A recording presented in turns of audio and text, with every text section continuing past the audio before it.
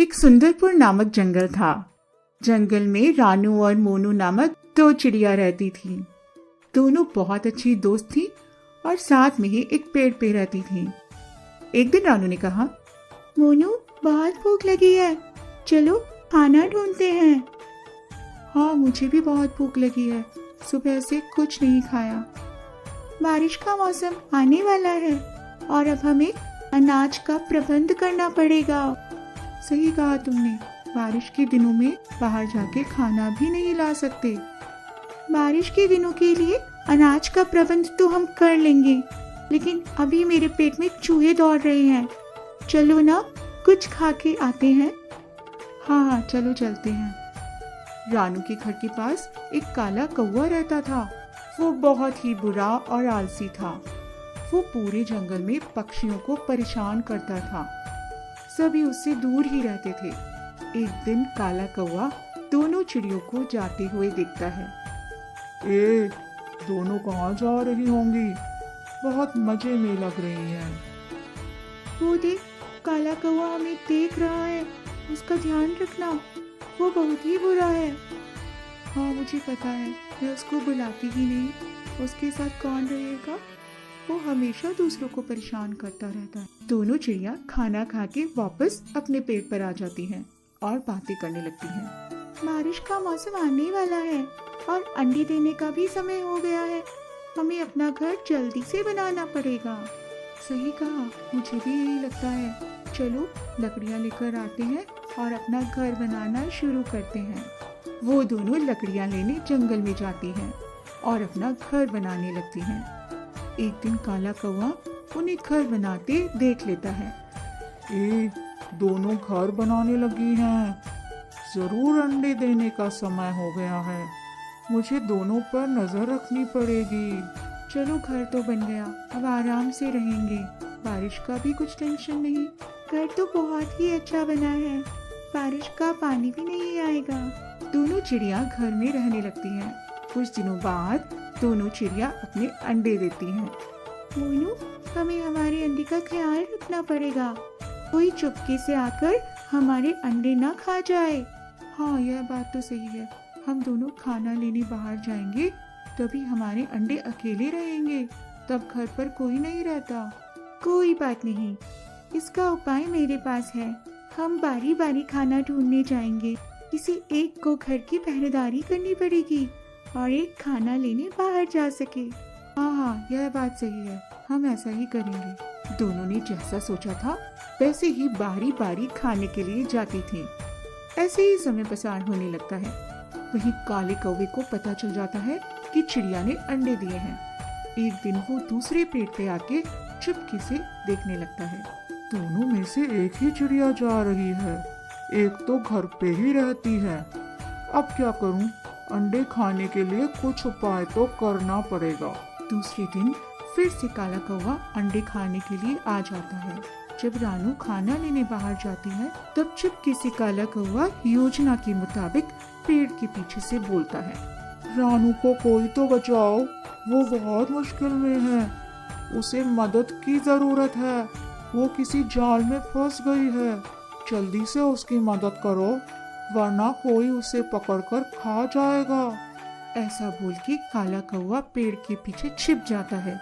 मोनू ऐसा सुन के घर से बाहर आती है। बाहर तो कोई नहीं, ऐसा कौन बोला होगा? और उसकी बात सही निकली तो क्या होगा? अब मैं क्या करूं? रानू मुसीबत में होगी। मुझे जल्दी जाना पड़ेगा। थोड़ी ही देर में मदद करके वापस आ जाऊंगी। ऐसा सोच के रानू की मदद के लिए मोनू चली जाती है। काले कौवे को यही चाहिए था। वो जैसे ही मोनू जाती है, पीछे से आकर सारे अंडे खा जाता है और चला जाता। रानू खाना खा के वापस आ जाती है और देखने लगती है कि घर पे तो कोई नहीं है। हे भगवान, मोनू कहाँ गई होगी और हमारे अंडे भी नहीं है। क्या हुआ होगा यहाँ पे? रानू आसपास देखने लगती है। बहुत ढूंढने पर भी मोनू और अंडे दोनों नहीं मिलते। रानू उदास होके बैठ जाती है और रोने लगती है। वहीं दूसरी ओर मोनू को भी रानू नहीं मिलती। रानू तो कहीं नहीं है, मुझे घर वापस जाना चाहिए। वहाँ घर पे अंडे अकेले हैं। मोनू जल्दी से उठ के घर वापस आती है तो देखती है कि रानू तो घर पे आ गई है और बहुत रो रही है। तुम यहाँ कैसे आ गई? तुम तो जंगल में फंस गई थी ना? किसने कहा मैं मुसीबत में थी? मुझे तो कुछ नहीं हुआ है। तुम घर छोड़ के कहाँ गई थी? और हमारे अंडे कहाँ आ गए? जल्दी बताओ। मोनू जो हुआ था वो सब कुछ बताती है और रोने लगती है।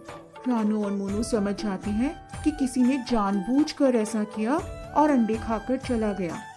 जिसने ऐसे किया है उसको छोड़ेंगे नहीं, सबक सिखाएंगे। दूसरी बार ऐसा करने की सोचे तक नहीं। ऐसे में दोनों सोच रही थी कि हमारे अंडे कौन खा गया होगा। तभी रानू की नजर घर पर पड़ती है। उसने देखा काले रंग का पंख पड़ा हुआ था। मोनू, ये पंख तो काले कौवे का है, और जब मैं घर आ रही थी तो रास्ते में काले कौवे को देखा था। जरूर हमारे अंडे उस कपटी काले कौवे ने खाए हैं। हमें उसे सबक सिखाना पड़ेगा। हम काले कौवे को कैसे सबक सिखाएंगे? वो हमसे ज्यादा ताकतवर है। मेरे पास एक योजना है, बस तुम देखती जाओ हम कैसे काले कौवे को सबक सिखाते हैं। योजना के मुताबिक दोनों चिड़िया काले कौवे के बगल वाले पेड़ पर बैठकर काले कौवे को सुनाई दे इस तरह बातें करने लगती हैं। हमारे अंडे तो कोई खा गया, लेकिन हमारे दूसरे अंडे के बारे में किसी को पता नहीं चलने देंगे। हाँ हाँ, सही कहा तुमने। तुम धीरे बोलो, कोई सुन लेगा। इस बार हम अपने अंडे का बहुत ख्याल रखेंगे। ये सब काले कौवे को सुनाकर दोनों चिड़िया वहाँ से उड़ जाती हैं। वही काला कौवा ये सब सुनकर बहुत खुश होने लगता है। कल सुबह अंडे खाने जाऊंगा। दोनों चिड़ियों को फिर से उसी तरह बेवकूफ बनाऊंगा। योजना के मुताबिक रानू थोड़ी दूर पर एक पेड़ में छिप जाती है। जैसे ही काला कौवा आकर रानू मुसीबत में है ऐसा कहता है, सुन के मोनू योजना अनुसार उड़ के रानू के पास चली जाती है। मोनू को जाते देखकर काला कौवा कहता है, घर पे कोई नहीं है, दोनों चिड़िया मूर्ख हैं। जल्दी से अंडे खाकर चला जाता हूँ, फिर से किसी को पता भी नहीं चलेगा। जैसे ही काला कौवा अंडे खाता है, ये क्या हो गया? मेरी चोंच तो टूट गई और मैं चिपक गया हूँ। उड़ क्यों नहीं पा रहा हूँ? हे भगवान, ये क्या हो गया? दोनों चिड़िया आ जाती हैं।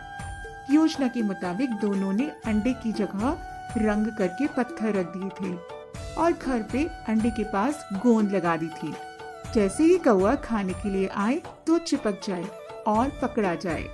काले कौवे को दोनों चिड़िया पकड़ लेती हैं और उसे सबक सिखाती हैं। सभी पक्षी मिलकर काले कौवे को जंगल से बाहर निकाल देते हैं। दोनों चिड़िया की चतुराई से सभी पक्षी खुश हो जाते हैं और शाबाशी देते हैं। फिर से खुशहाली आ जाती है जंगल में।